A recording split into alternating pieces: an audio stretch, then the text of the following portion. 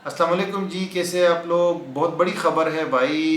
Erdogan जीत चुके हैं तुर्की में सदारती इलेक्शन और उनकी पार्टी भी जीत चुकी है पार्लियामेंट के अंदर। तो बहुत सारे लोग जो फॉरेनर्स है बेसिकली पाकिस्तानी और दूसरी कंट्री के भी लोग काफ़ी टाइम से पैनिक थे इस हवाले से कि यार तुर्की के अंदर इलेक्शन होगा और क्या होगा, कौन सी पार्टी आएगी इक़्तिदार में और अर्दोआन दोबारा आएगा या नहीं आएगा। तो इस हवाले से काफ़ी तशवीश थी लोगों में, स्पेशली इन्वेस्टर्स के अंदर, क्योंकि जो मुखालिफ पार्टी है अपोजिशन, उन्होंने काफ़ी सारे ऐसे बयानात दिए थे जिससे लोगों में पैनिक क्रिएट हो गया था। उन्होंने कहा था कि हम गैर मुल्कियों को बाहर निकालेंगे, यानी कि जो रिफ्यूजीज़ वगैरह है, और उसके अलावा सिटीजनशिप को बंद कर देंगे। उसके अलावा जो है प्रॉपर्टी हम बैन लगा देंगे फॉरेनर्स पे कि वो तुर्की में प्रॉपर्टी परचेज नहीं कर सकते। तो इस तरह की काफ़ी सारे बयानात दिए थे अपोजिशन वालों ने। तो इसलिए लोगों में जो है ना पैनिक क्रिएट हो गया था कि ये इलेक्शन के बाद क्या होगा। तो ऑलमोस्ट जो सेल्स है ना प्रॉपर्टी के, वो कम हो गए थे, स्टॉप हो गई थी या बहुत ज़्यादा कम हो गई थी पिछले 2-3 महीने के अंदर। तो लोग इसी का वेट कर रहे थे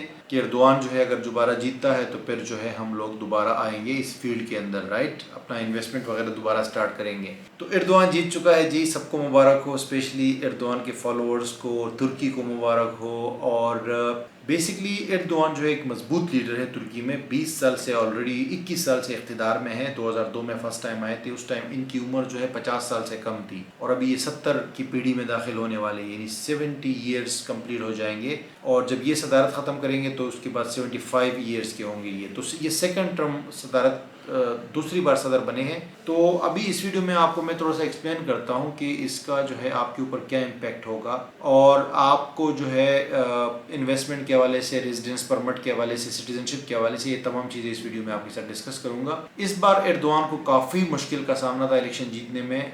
टफ टाइम मिला अपोजिशन की तरफ से, सदारती दौड़ में भी और पार्लियामेंट के अंदर भी, राइट। लेकिन फिर भी एंड ऑफ द डे जो है एर्दोआन ये इलेक्शन जीत चुके हैं। और इनको बहुत बड़ा चैलेंज अभी चैलेंज का सामना है तुर्की के अंदर, क्योंकि तुर्की में हाइपर इन्फ्लेशन है, परचेजिंग पावर बहुत कम हो गई है। तो इस चीज़ पे एक इन्होंने काम करना है, फौरी तौर पे इस पे तवज्जो देनी है। जो महंगाई है उसको कम करना है। उसके अलावा जो है तुर्किश लीरा जो है बहुत ज़्यादा डीवैल्यू हो गया है। और नॉर्मली ये होता है कि दूसरे मुल्कों में जब कोई बंदा सदारती इंतखाबात जीतता है या कोई पार्टी इलेक्शन जीतती है, तो स्पेशली जो पार्टी इख्तिदार में होती है, जब वो जीतती है तो उनकी करेंसी स्ट्रॉन्ग हो जाती है, इकोनॉमी स्ट्रॉन्ग हो जाती है, स्टॉक एक्सचेंज जो है ऊपर चला जाता है।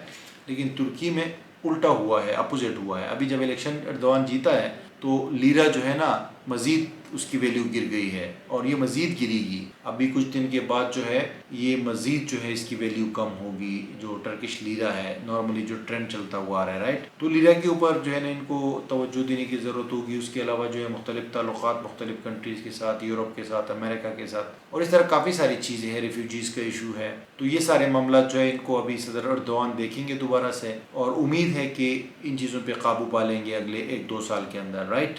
अब आते हैं मोस्ट इम्पोर्टेंट टॉपिक की तरफ, और वो है कि आप लोग, जो लोग इंटरेस्टेड है तुर्की में, वो अब जो है एर्दोआन के सदर बनने के बाद जो है उनके लिए क्या अपॉर्चुनिटीज़ है और क्या इन्वेस्टमेंट सेफ है या नहीं है। सबसे पहली बात तो ये कि तुर्की में अब जो है इन्वेस्टमेंट की अपॉर्चुनिटीज़ बहुत ज़्यादा हो जाएंगी पहले की तरह। कोई अगर प्रॉपर्टी रियल एस्टेट में इन्वेस्ट करना चाहते हैं तो उन लोगों के लिए काफ़ी बेहतरी आ जाएगी एर्दोआन के आने के बाद। उसकी वजह यह है कि जनरली जो एर्दोआन की हुकूमत है, ये एर्दोआन जो प्रेसिडेंट हिमसेल्फ है, वो मतलब फॉरेनर के फेवर में होते हैं, और नॉर्मली उनकी पॉलिसीज़ बहुत लीनियंट और अच्छी होती है। हमने देखा है पिछले 5 साल में कि उनकी पॉलिसीज़ फॉरेनर्स को लेके बहुत ही मतलब इजी होती है। जैसे कि सिटीजनशिप बाय इन्वेस्टमेंट का ऑप्शन इन्होंने निकाला। फिर कोविड के दौरान इन्होंने रेंटल कॉन्ट्रैक्ट पे जो है वो TRC दिया था, जो कि अभी भी कुछ लोगों को दे रहे हैं। फिर इन्होंने ये बढ़ा दिया, $75,000 कर दिया रिक्वायरमेंट, कि आपको 75,000 की रियल एस्टेट लेंगे तो तब आपको TRC मिलेगा। 2.5 लाख से जो है ना सिटीजनशिप वाला ऑप्शन भी 4 लाख पे कर दिया, लेकिन स्टिल चल रहा है, राइट। 4 लाख पे चल रहा है सिटीजनशिप बाय इन्वेस्टमेंट। तो ये सारी चीज़ें एर्दोआन की हुकूमत में आई थी, और एर्दोआन ने ये सारी चीज़ें जो है इंट्रोड्यूस कराई थी। तो जनरली, और आपको पता है कि तुर्की में सबसे ज़्यादा रिफ्यूजीज़ भी सीरियन और इराक वगैरह के रिफ्यूजीज़ भी जो है ना तुर्की के अंदर है।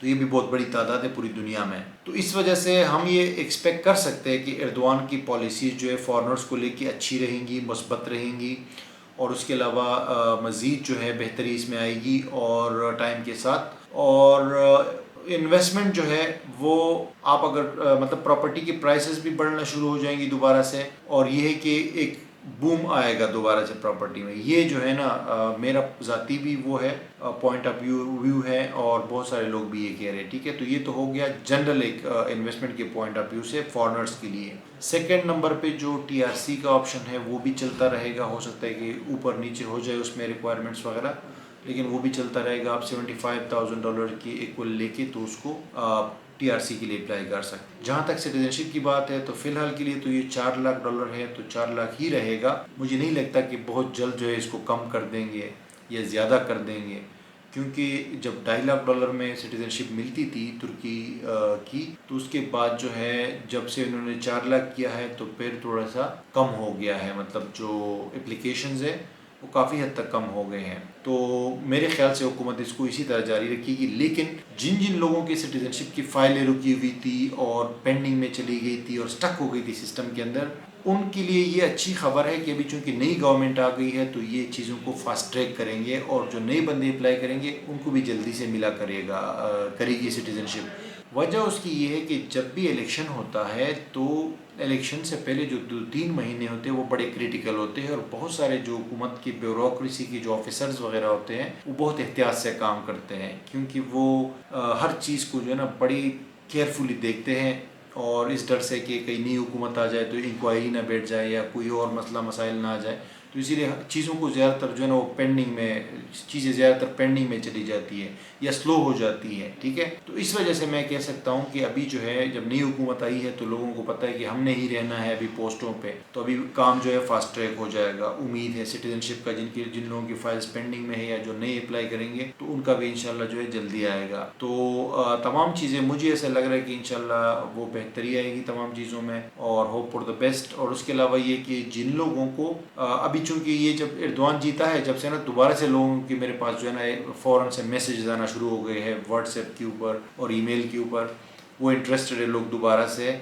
ऐसा लगता है जैसे लोग बस एर्दोआन का ही वेट कर रहे थे कि एर्दोआन जो है जीतेगा तो फिर हम लोग जो है ना प्रॉपर्टी में इन्वेस्ट करेंगे तुर्की के अंदर, यानी यूके में जो लोग रहते हैं, यूएसए में जो लोग रहते हैं, पाकिस्तानी ख़ास तौर पे, तो मुझे रब्ता कर रहे हैं। तो आप रब्ता कर सकते हो, हमारे पास बड़ी ट्रस्टेड एजेंसी है रियल स्टेट, और इंशाल्लाह बड़ा ईजी प्रोसेस है। प्रॉपर्टी अगर आप बाय करना चाहते हैं तो हम उसमें आपकी हेल्प कर सकते हैं अच्छी प्रॉपर्टी सेलेक्ट करने में, और वो अच्छी जगह पे प्रॉपर्टी लेके जिसमें कल आप कुछ पैसे भी कमाओ, रेंटल इनकम भी हो, और कल जो है जब आप उसको सेल करोगे तो तब भी उसमें पैसे उसमें कमा सकते हो।